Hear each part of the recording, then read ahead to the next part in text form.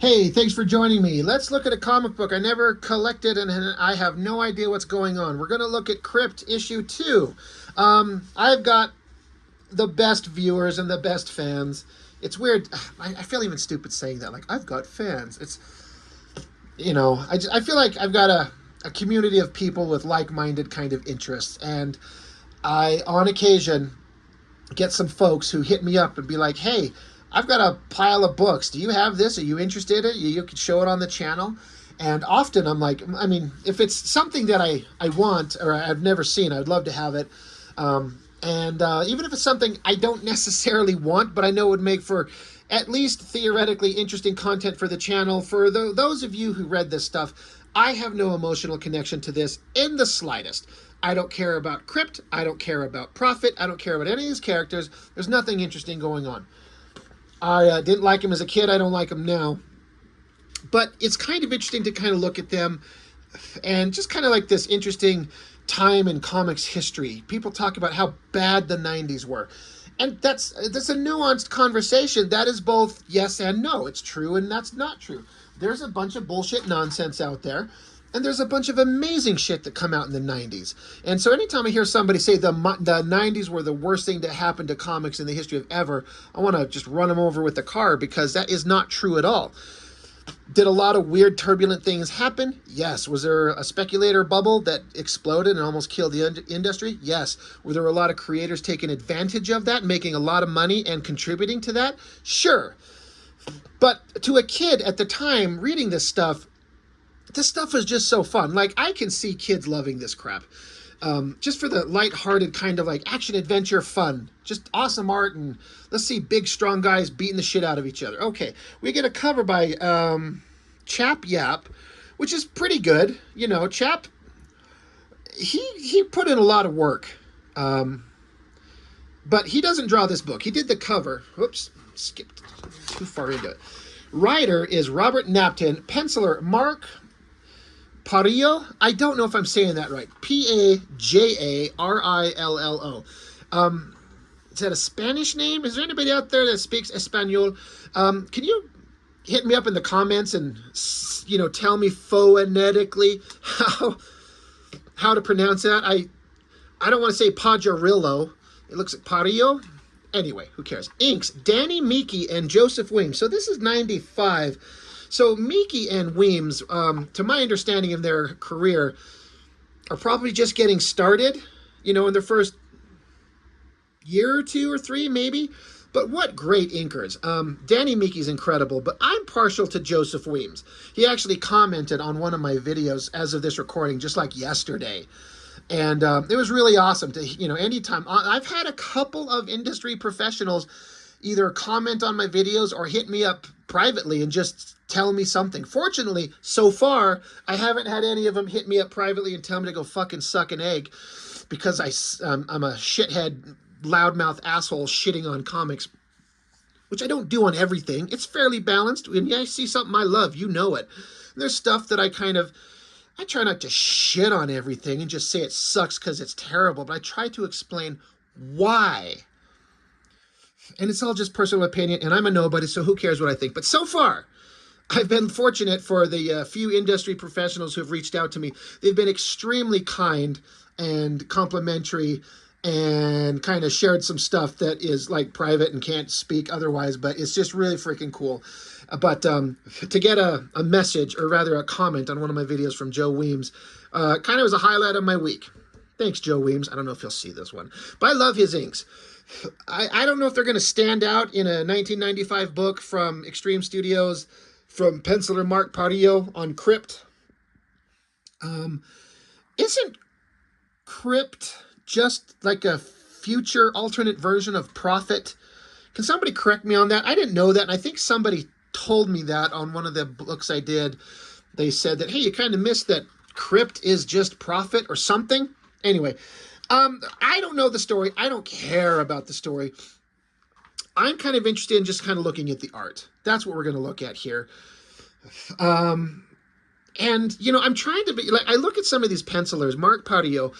I know the name, and when I see that, I think he drew for Extreme, and he was never anybody who took off. He was never really that good.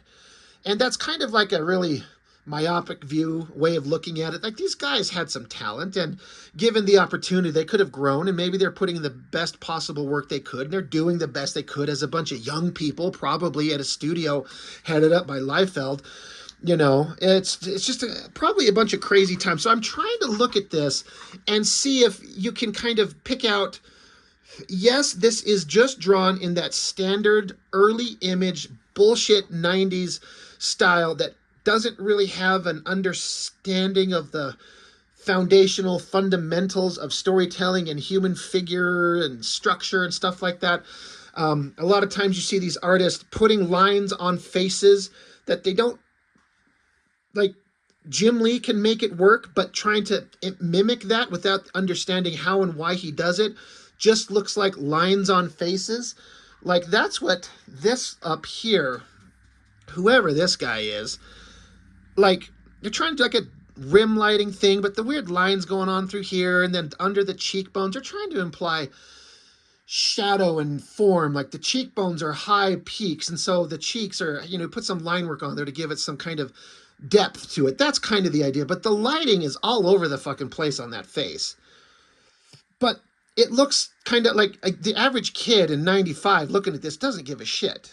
The girl, she's pretty attractive. And I'm the same way. I draw, whenever I get the opportunity to draw a hot girl, especially a big head to toe shot, you're going to slow down and take some time. And I feel like this artist, I can feel the subtle finesse being applied to the female figure, that drawing, that beautiful face, even that figure there, versus these generic face shots with cross-hatching lines everywhere and weird shadows. And what a douchebag design. Like, what is this with like spikes on his head and an eye patch and tattoos, no eyeballs? I don't know what's going on. It's so ridiculous looking, but this artist, like, that's a pretty attractive female figure. I don't know what in the hell is going on with the coloring. It's something weird. Like, let me bring it up close. Like, what is that? See that weird cool tones going on this side of the face and that weird highlight spot? I don't know. But again, I feel like this artist was really taking time, like the eyes, the nose, the mouth on both shots. And then even this, he's taking the opportunity to draw a hot female sexy figure, side view, chest thrust forward, little tiny waist, the sexy girl shot. But I like it. So, credit where credit is due for this fella. You can see he's kind of taking some time and putting in some effort to make it look, I'm assuming, a little more effort on the girl than the guy in the generic angry face. This shot, I remember seeing this and going, okay, this guy's got an understanding. Like, again, assuming he's doing everything with the pencils, the layouts. It doesn't say like any kind of pencil assists or layouts done. So, but this shot, like this stone toilet that he's sitting on, like, clearly the artist has gridded out a 3-point grid. Like, there's a vanishing point out here, there's a vanishing point out here, and there's a vanishing point going wide up to the top. You've got 3-point perspective going on to get that chair to look right. And then just the shot of the guy sitting in the chair and then having his legs come out towards us and get the perspective on the knee and then the boot and the shoe. The more I look at this, holy shit, did this guy really put in some effort? Like, that looks really good. For, again, these younger, early Extreme Studios image artists who don't have a lot of skills, that looks fantastic. The face looks good, the anatomy and the lighting and everything. And then, like, the shiny sheen of the boot and the shape of the boot. I struggle so hard when I draw getting the shape of these boots and the feet looking right. It looks fantastic. I'm really digging that panel.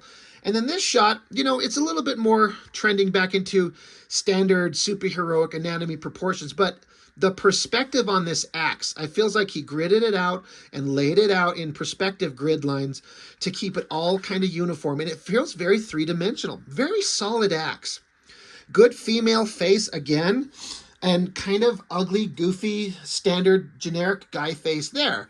So going over to the next page.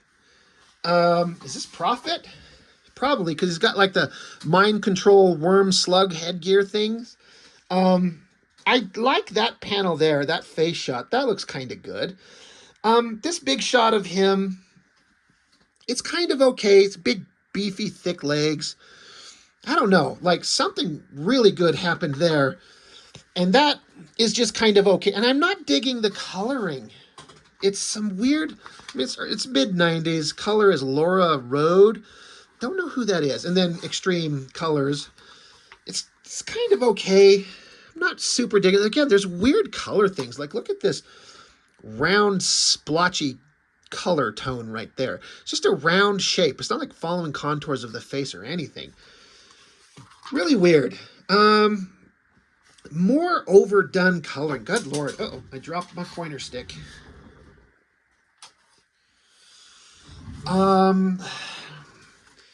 Just over too many like gradients and values. It's too much. It's not working.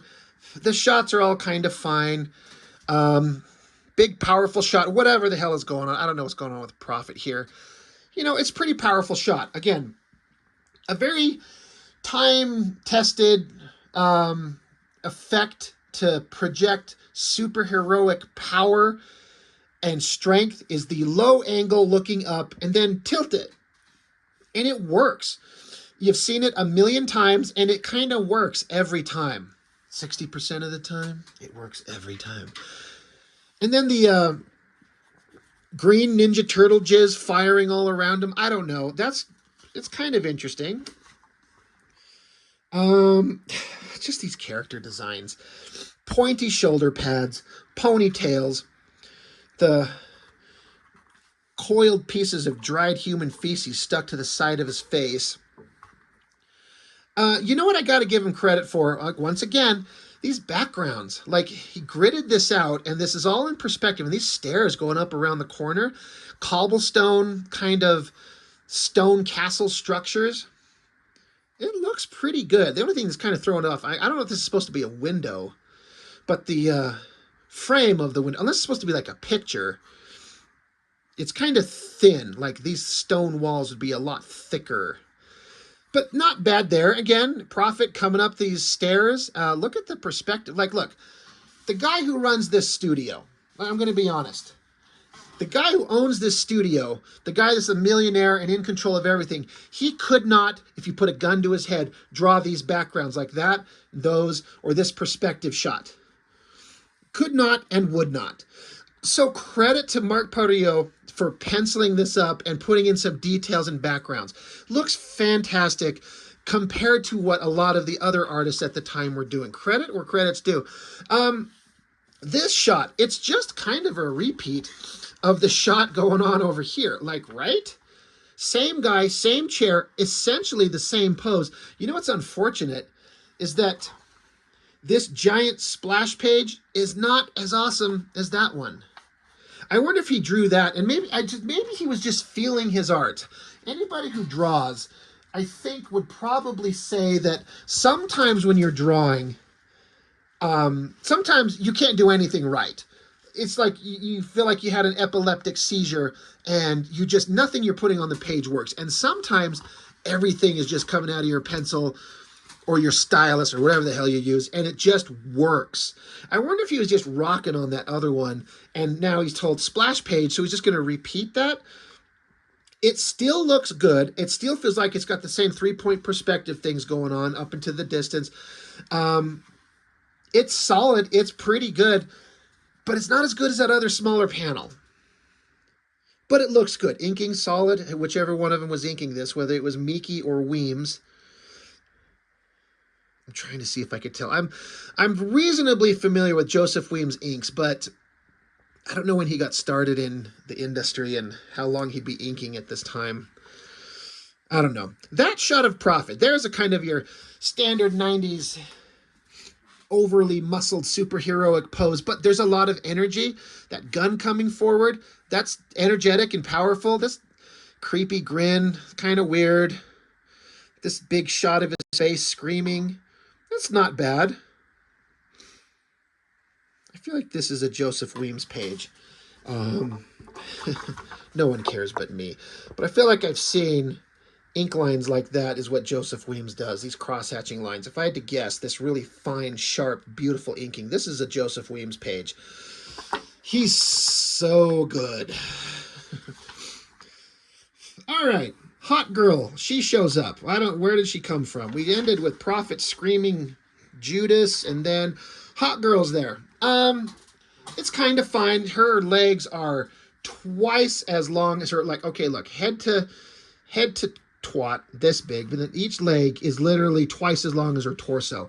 The exaggerated superheroic proportions, it's a staple. It's in the books all over the place. That is a little bit too exaggerated for my personal taste, but it's not bad. Again, looks like he was taking some time on the face. So now they're going to fight. The composition of that panel, like they're just in kind of a bare room. Like, where are they? I don't know that I care. But I guess she's going to fight him. There's going to be a fight. Don't know. They teleport elsewhere. Some of the coloring, sometimes, like the coloring through here looks kind of like normal standard, looks kind of good. And then there's pages where the coloring just suddenly is over-rendered and it looks awful. Great, kind of destroyed building. Rubble and debris and the building's falling apart. Again, good angle, Dutch angle it, turn it on its side. Get some exciting kind of energy. So now the fight's on. Clanging sword and axe. Yell, grunt, kick him in the nuts. Hell yeah. When in doubt, kick a guy in the balls. As far as action shot pages, this is where I know I was just giving Liefeld crap for the stuff that he can't draw. But Liefeld can do other things really well. And his kind of compositional layouts of fight scenes on pages is way better than what's going on here. All of these shots are kind of like mid-range shots. Why not zoom in on one? Put some forced perspective on some of it. Have that sword coming towards us. Do something. It's all kind of okay. But it's not great. It's kind of boring. Somebody got a sword broke. Probably Prophet. The girl. What in the fuck is going on with that color? Look at the under chin lighting and underneath the eyes. Look, somebody was trying to do something with the coloring, to their credit. They're probably either inexperienced or had tools they didn't know how to use. I'm just guessing, but the coloring in some of these places, that is so weird. That's kind of a good shot of her on the ground, sad, kneeling. She's appropriately sexy, wearing a thong back, swimsuit. Not bad. And God, this book is still going. Looks like probably some kind of flashback or otherworldly thing, because it's the coloring and the open line rendering makes you feel like you're in a different environment. Big shot, about 2/3 of the page of them fighting and the girl jumping up. Again, the composition is not that exciting in the action scenes. It's more weird coloring going on. This is kind of okay. God, Prophet got knocked down. Somebody didn't want to render the beard. So they just kind of drew weird shapes. Looks like a weird... That's an odd thing going on there for his beard. Whatever the hell's going on. Girl, what did she do? She stab him in the throat? That's kind of energetic. That's kind of working. More weird coloring things going on. But good job, lady. You stabbed him in the throat. So here you go. There's a relatively easy page. 2 small panels and 1 giant shot of the guy standing there. I struggle with this, and it's been pointed out to me on more than one occasion recently on my live streams when I'm drawing. But things like this, where the girl's shoulder, which is a flesh tone, and then right next to bad guy. I guess this is CRYPT. And his shoulder is kind of lining up right where his shoulder in this big outside of the border panel. His shoulders are kind of lining up right with her shoulder. So it almost looks like this is connected to him. But that's her shoulder. That's her head turn. These are her boobs. That's her shoulder. But kind of a compositional thing that is easy to miss. And I've done several things like that that has been pointed out to me by my very awesome fans watching my live streams as I draw art. But yeah, that kind of is thrown off a little bit. But in terms of a drawing, it's kind of your standard 90s shit. Guys standing there, big giant legs. You're rendering all the muscles and the, the abs and the pecs and the shoulder muscles and the biceps and all the things and all that stuff. And it's fine. It's not great. This shot of her, she gets shot down and kind of her lying on the ground. The angle's good. The shot choice is ambitious with her, drawing a figure lying on the ground and the head towards you and the body going the distance, the hand reaching towards you. That's tricky. That's not easy. More of that puke coloring. God damn. Whatever's going on, generic face, guy stands there, he teleports away. Is girl dead? Is prophet dead? Do I care? I absolutely do not. New Force, #1, from the pages of Extreme Destroyer. Do I care? I do not. These characters have been showing up in the new Youngblood series. Kodiak, and then is this Sunburn? Is that the guy called Mexican Cable in that one issue? This guy is, whatever the bird guy is, his name Bird. He looks like Warren Worthington, just angel with bird wings now. If that's him, I don't know. Don't care. Richard Hatch, Battlestar Galactica, awesome. He's dead now. Asylum, #2. Did this first issue ever come out? I saw this promotional art for that character, I feel like a million times. And I don't like Deodato in certain eras way back in the day. He eventually became an artist I really liked and respected. But this stuff looks... I'm not into that. Don't dig it. But he's a experienced, long-time professional. He's really good. Every fucking time I see that drawing, I feel like I have to point it out. I kind of like it. The coloring, the giant figure of the guy, the hot girl, it's ridiculous, it's silly, and I kind of like it. The shepherd, hell with that guy, who cares? Same shot, screamy faces. Extreme Destroyers coming along. Does anyone care? Sisters of Mercy, I reviewed that. Not very good. And Battlestar Galactica, Starbuck, #1. That does not look like Starbuck. Anyway, so I'm not going to leave it on Chap's cover because we're all about Mark Pajarillo art. He did pretty good. I feel like if you're looking at it and we're trying to be objective and honest, I feel like you can see there's a reason the guy got picked up and was drawing comics. I don't know what he's doing, if he's still around, if he's drawing comics, if he's retired.